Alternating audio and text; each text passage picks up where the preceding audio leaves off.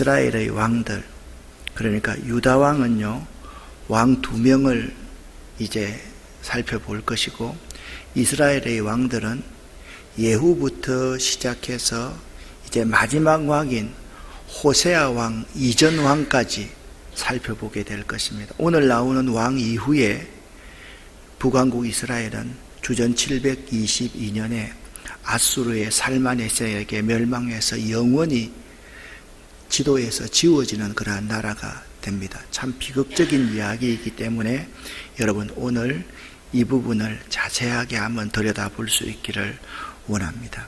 이 새벽 우리에게 주신 하나님의 말씀은 열왕기하 15장 34절 35절 말씀을 함께 합독하겠습니다.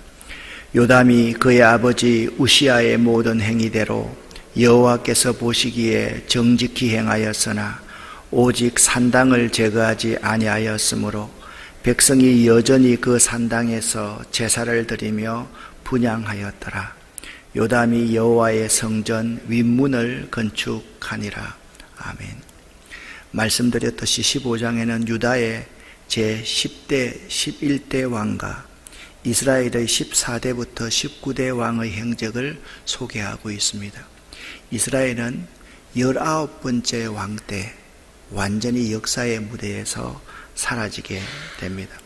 여러분과 제가 아마 오늘 이 지도를 이제 계속해서 보게 될 터인데, 이스라엘 나라는 베가 이후로 호세아 왕 때 끝나게 될 것이고, 여기에 이제 우시아 왕과 요담, 여기 한 왕이 더 내려와서 유다는 요렇게 아마 왕들이 정리되면서 이 도표가 아마 끝나게 될 겁니다. 도표가 다 끝나게 되면 이 도표를 여러분들이 잘 찍어서 보관하시면 칼라로 복사해서 여러분 성경책에 꽂아두시면 아마 이것이 여러분에게 참 큰 도움이 될 것이다 라는 생각을 해봅니다. 첫 번째 유다왕 우시아입니다. 자, 우시아는 여러분 좀 익숙하지요. 이사야 6장에 우시아 왕이 죽던 해에 이사야가 성전에서 하나님을 뵙습니다.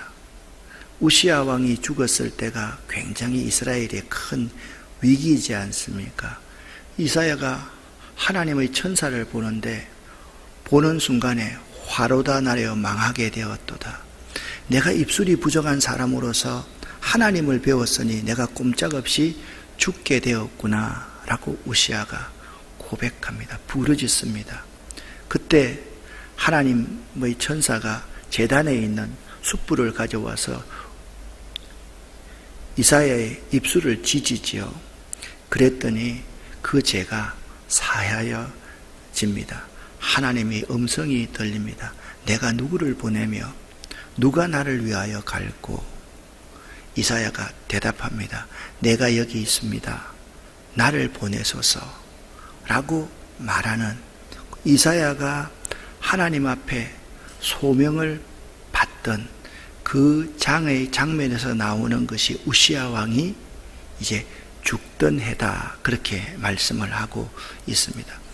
유다의 10대 왕입니다. 아마샤의 아들 아샤라가 그 왕이 되었다. 아샤라는 말이 우시아라는 말입니다. 우시아가 왕이 되니 그가 왕이 될 때 16살이었습니다. 그는 예루살렘에서 52년간 다스렸습니다. 그런데 52년 동안의 대부분을 문둥병을 앓아서 별궁에서 생활을 하는 비참한 왕이 우시아 왕이었습니다. 그는 이렇게 말을 합니다.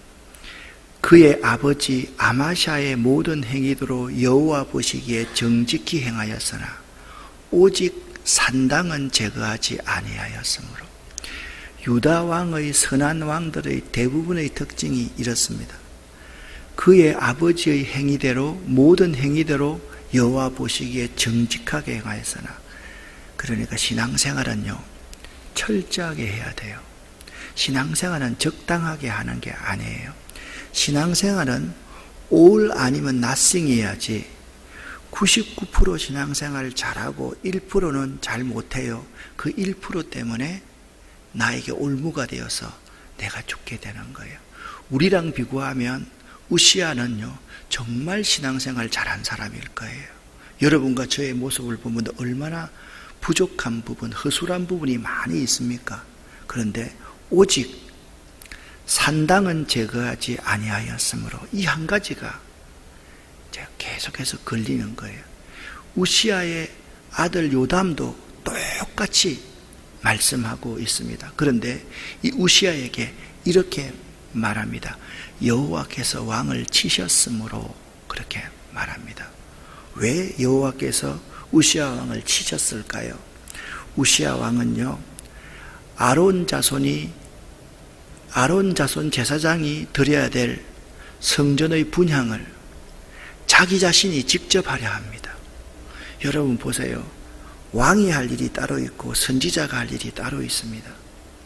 제사장이 할 일이 따로 있습니다. 그런데 왕이 제사장 노릇도 하고 선지자 노릇도 하려고 한다라는 거예요. 얼마나 교만한 일입니까?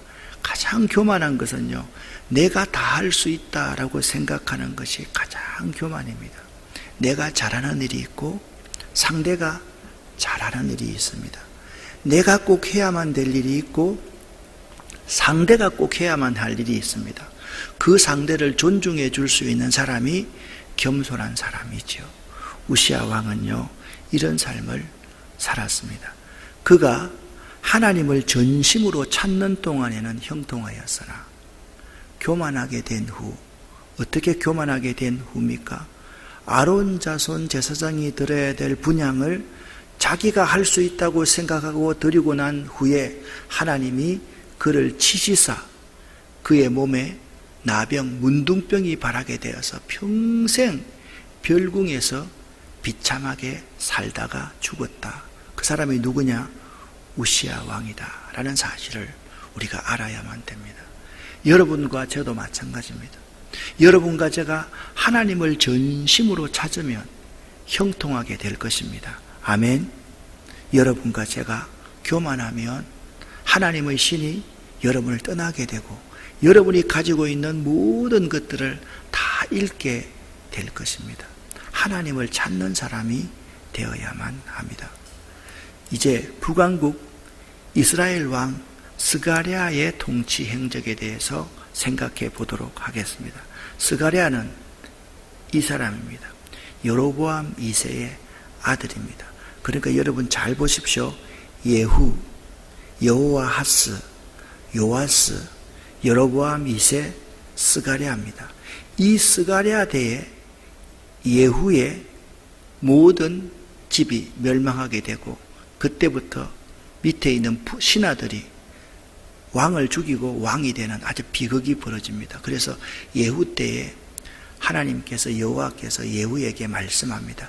너 이후에 4대 동안만 너의 왕권이 유지될 것이다. 그랬는데 스가랴 때에 이르러서 완전히 예후 왕조가 이제 끊어지게 되는 이 비극을 맞이하게 되는 왕이 스가랴입니다. 학개 스가랴 말라기 할 때 스가랴 선지자와 스가랴 왕은 완전히 다른 왕입니다. 여로보암의 아들 스가랴가 사마리아에서 6달 동안만 이스라엘을 다스릴 수 있었습니다. 그는 여호와 보시기에 악을 행했던 사람입니다. 10절 말씀입니다. 야베스의 아들 살룸이 그를 반역하여 백성 앞에서 그를 쳐서 죽이고 대신하여 왕이 되었습니다. 여기 스가랴 뒤에는 이런 말씀이 첨언되어 있습니다.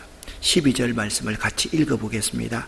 여호와께서 예후에게 말씀하여 이르시기를 내 자손이 4대 동안 이스라엘 왕위에 있으리라 하신 그 말씀대로 과연 그렇게 되니라. 아멘. 여러분 있잖아요. 하나님의 말씀은요, 하나님의 예언은 내 이후에 5대 이후에도 이루어집니다. 여러분이 기도한 기도는요, 여러분이 죽고 난 이후에도 이루어지는 것이 응답입니다. 우리는 생각할 때 우리 대가 끝나면 다 끝난다고 생각을 하지만 오늘 보십시오. 혁명가 예후가 어떤 사람이었습니까? 완벽한 혁명가였습니다. 이 세상에 예후만큼 완벽하게 혁명했던 사람 없습니다. 그런데 예후는 자기를 위해서 혁명을 했기 때문에 하나님의 심판을 받은 사람입니다. 여러분, 이 말씀을 다시 한번 축약해 보았습니다.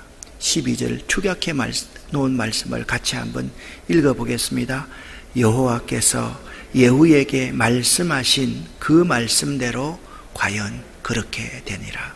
아멘. 여기 예후 대신 여러분의 이름을 한번 넣어서 읽어보시기를 바랍니다. 여호와께서 전규택 목사에게 말씀하신 그 말씀대로 과연 그렇게 되니라. 여러분, 이 말씀이 좋은 말씀이면 얼마나 좋겠습니까? 이 말씀이 축복의 말씀이면 얼마나 좋겠습니까? 나에게 축복하신 축복의 말씀이 내 자손 대대로 그대로 이루어지면 얼마나 좋겠습니까? 그런데 예후에게 하신 말씀은 심판의 말씀입니다. 너의 대가 끊어지게 될 것이다. 그의 손주인 스가랴가 6개월 만에 그의 신하에서 백성들 앞에서 쳐서 죽임을 당하는 비극을 맞이했다. 자, 그 다음 스가랴를 쳐서 죽였던 사람이 누구라고요? 살룸이다 라고 말씀을 드렸습니다. 스가랴 신하인데 그의 왕을 쳐서 죽였던 사람이 살룸입니다. 살룸이 어떤 통치 행적을 행하였을까요? 살룸이 이렇게 말합니다. 사마리아에서 왕이 되어 몇 달 동안? 한 달 동안 다스리니라. 사람을 쳐서 죽이는 사람이, 그 정권의 정당성을 확보하지 못한 사람이 그 왕권이 오래 가겠습니까? 여러분 생각해 보세요. 내가 왕을 쳐 죽입니다. 그러면 다른 사람들이 볼 때 나도 이 사람 쳐 죽이면 되겠네, 그렇게 생각하지 않겠습니까? 내가 있잖아요, 집에서 주의 종을 함부로 대하면 우리 자손들은 주의 종을 더 함부로 대하지 않겠습니까? 살룸은 그것을 우리에게 분명히 보여주고 있는 거예요. 다윗이라는 사람은 그렇지 않았습니다. 사울 왕을 죽일 수 있는 기회가 2번씩이나 있었습니다. 결정적으로 죽일 수 있었습니다. 그때마다 다윗 왕은 어떻게 했습니까? 심판은 여호와의 영역이다. 자, 여러분 보십시오. 다윗의 신하들이 다윗의 왕위를 호시탐탐 노리고 있었을 것 아닙니까? 그때 다윗의 신하들이 무엇을 느꼈을까요? 이야, 다윗 왕 잘못 건드리면 하나님 앞에 큰일 나겠구나. 그것이 다윗이 모든 신하를 다스리는 방법이었습니다. 그런데 살룸은 자기가 자기의 왕 스가랴를 백성들 앞에서 쳐 죽였기 때문에 한 달 동안만 왕이 됩니다. 14절 말씀을 보십시오. 가디의 아들 머나헴이 디르사에서부터 사마리아로 올라가서 야베스의 아들 살룸을 거기에서 또 쳐 죽이고 대신하여 왕이 되니라. 그렇게 말합니다. 사람을 쳐 죽인 사람은 쳐 죽인 대로 심판을 받게 됩니다. 여기 머나헴이라는 왕이 이스라엘의 16대 왕입니다. 머나헴은 스가랴, 살룸, 머나헴입니다. 그런데 머나헴을 언급할 때 머나헴은 아주 잔인한 사람이었다, 그렇게 16절에서 시작을 합니다. 16절을 같이 읽어보겠습니다. 그때 머나헴이 디르사에서 와서 딥사와 그 가운데 있는 모든 사람과 그 사방을 쳤으니 이는 그들이 성문을 열지 아니하였음이라. 그러므로 그들이 그곳을 치고 그 가운데 아이벤 부녀의 배를 갈랐다, 그렇게 말합니다. 여러분, 어제 모세 율법에 뭐라고 기록되어 있습니까? 아들의 죄 때문에 아버지를 죽이지 말 것이요, 아버지의 죄 때문에 아들을 죽이지 못할지니 각자 자기의 죄에 따라서 심판받을 것이다 라고 말씀했습니다. 아이벤 부녀의 배를 가른 사람이 머나헴입니다. 참으로 잔인한 자들의 모습을 보게 됩니다. 권력이라는 이렇습니다. 권력을 쟁취하기 위해서 있잖아요, 자기 손자도 죽입니다. 자기 부모도 죽입니다. 그리고 부녀의 아이 배도 가르는 것이 권력의 속성임을 알아야만 합니다. 머나헴은 이렇게 말씀하고 있습니다. 느밧의 아들 여로보암의 죄에서 그냥 떠나지 아니하였더라가 아니라 평생 떠나지 아니하였더라. 그러니까 여러분, 그는 평생 잔인하게 권력만을 위해 살다가 죽었던 사람이 머나헴이었다. 그렇게 말씀을 하고 있습니다. 머나헴은요, 매우 잔인한 사람이었습니다. 아수르 왕이 침입해 왔습니다. 그런데 머나헴이 은 1000달란트를 아수르 왕 불에게 주어서 좀 도와주십시오. 내 왕권 유지하도록. 그때 은 1000달란트를 어떻게 맞이한 줄 아십니까? 여러분, 이렇게 말합니다. 20절에 그 은을 이스라엘 모든 큰 부자에게 강탈하여서 주었다. 그렇게 말씀하고 있습니다. 그러니까 머나헴은요, 자기의 정권욕을 위해서 부녀자의 배를 갈라서 아이까지 죽이는 잔인한 사람이었고, 큰 부자들을요 다 털어가지고 그들을 옥죄어서 돈 뺏어가지고 아수르 왕에게 바쳤던 사람이 머나헴입니다. 여러분, 우리도 역사에서 잘 보지 않습니까? 불의하게 권력을 잡은 사람들은 항상 상대를 옥죄어 놓고 상대의 모든 부조리를 덮어줄게, 살리는 좋게 다 내놔. 그리고 다 뺏어서 상대에게 주고 자기 착복하는 사람, 이런 사람이 머나헴입니다. 머나헴을 이렇게 말합니다. 그의 아들 버가히야가 대신하여 왕이 됩니다. 드디어 북왕국 17대 왕 버가히야입니다. 북왕국 왕은 19대에 끝난다 그랬습니다. 이 버가히야가 왕이 됩니다. 여기 버가히야가 여기 있습니다. 버가히야의 통치 행적은 어떻습니까? 머나헴의 아들 버가히야가 사마리아에서 이스라엘 왕이 되어 몇 년간요? 2년밖에 다스리지 못합니다. 버가히야는 이런 사람입니다. 24절 같이 한번 읽어보겠습니다. 여호와께서 보시기에 악을 행하여 이스라엘로 범죄하게 한 느밧의 아들 여로보암의 죄에서 떠나지 아니한지라. 아멘.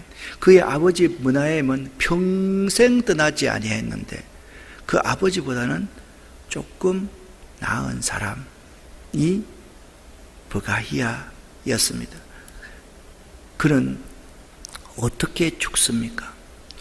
그 장관 르말라의 아들 베가가 반역하여서 사마리아 왕궁 호위소에서 그를 죽이고 대신 왕이 되었습니다.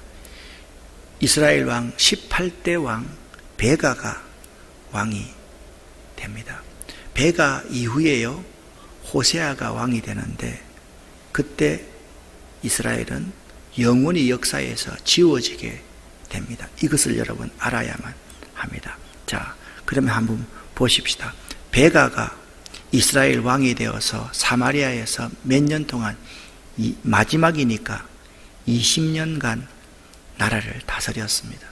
베가의 모습이 28절 모습입니다. 28절을 같이 읽어보겠습니다. 여호와께서 보시기에 악을 행하여 이스라엘로 범죄하게 한 느밧의 아들 여로보암의 죄에서 떠나지 아니하였더라. 아멘.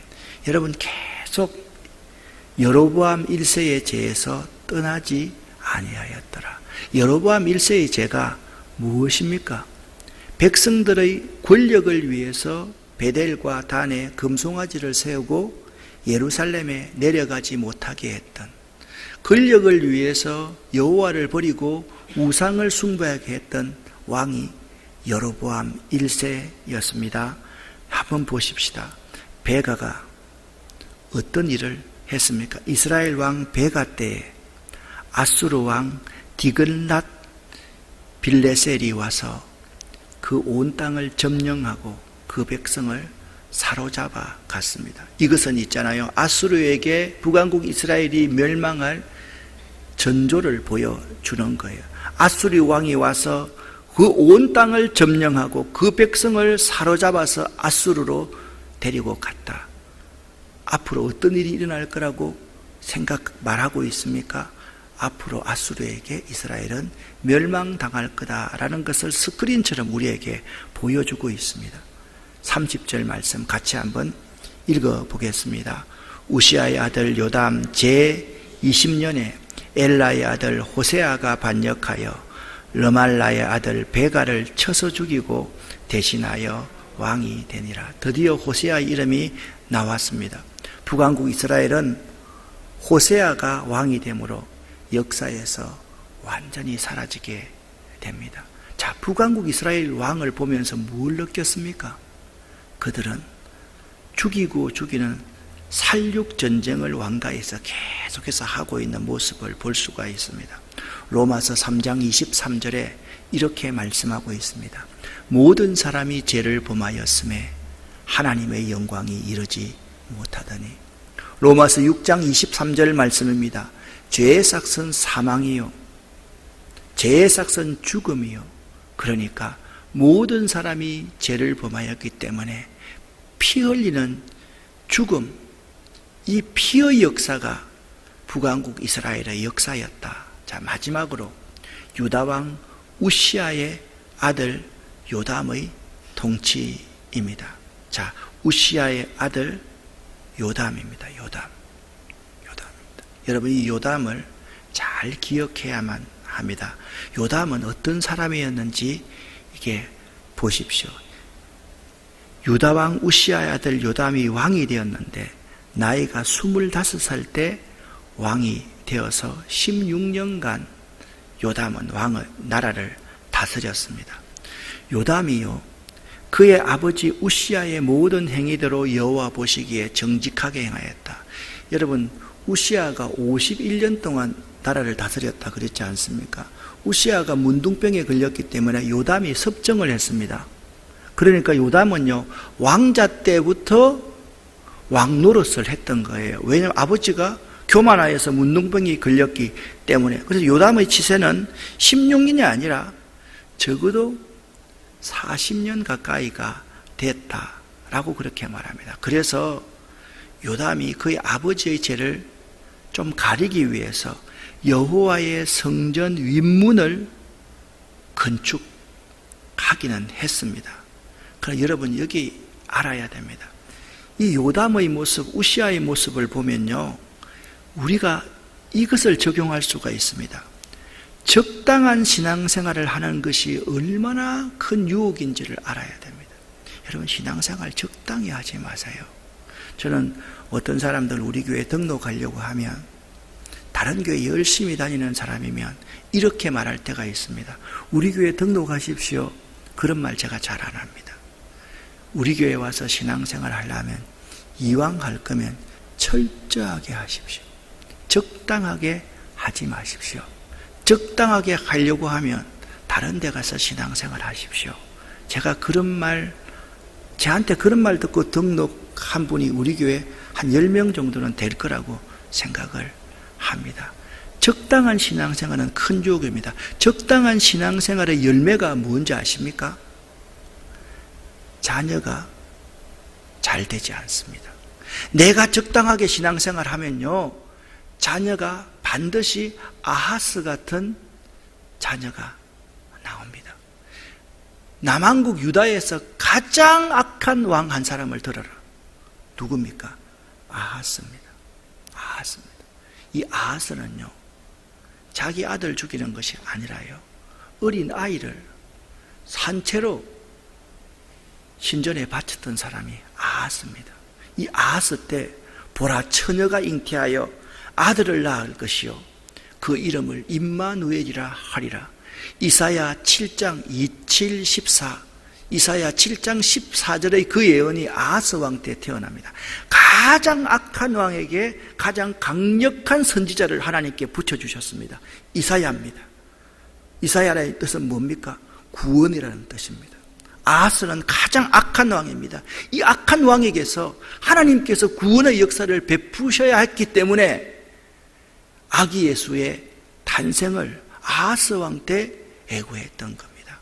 사랑하는 여러분, 여러분과 제가 적당히 신앙생활을 하면 여러분의 자녀들은 아하스 같은 자가 태어난다는 것 잊지 마셔야 됩니다.